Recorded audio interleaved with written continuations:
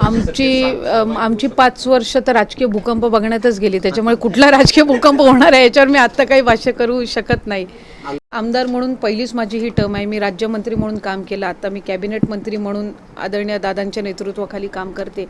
त्यामुळे आपण पहिल्या टर्मचे विधानसभेचे सदस्य म्हणून कोणावर टीका करावी, आपला अनुभव किती, आपण कोणावर टीका करतो, ह्या सगळ्या बाबींचं आपण भान ठेवणं गरजेचं आहे. आज मी पहिली विधानसभा, प्रथम माझी ही टर्म आहे, पण माझ्या विरोधातल्या पक्षातल्या नेत्यांबद्दलही बोलताना त्यांचा अनुभव किती, माझं वय किती, माझा अनुभव किती, ह्या सगळ्या गोष्टी मी लक्षात घेत असते.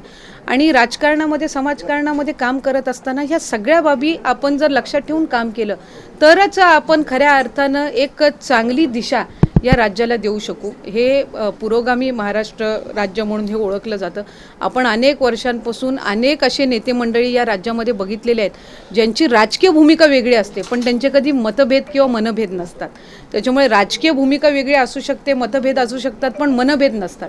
त्यामुळे आपण टीका करत असताना सुद्धा आपण ते एक भान ठेवलं पाहिजे. आणि त्याहूनही पलीकडे अजितदादांनी त्यांच्या मतदारसंघासाठी काय केलेलं आहे, त्यांना कशा पद्धतीनं मार्गदर्शन केलेलं आहे, आम्ही सर्व आमदारांनी जवळून गेल्या 3-3.5 वर्षापासून बघितलेलं आहे. एबीपी माझा, उघडा डोळे बघा नीट.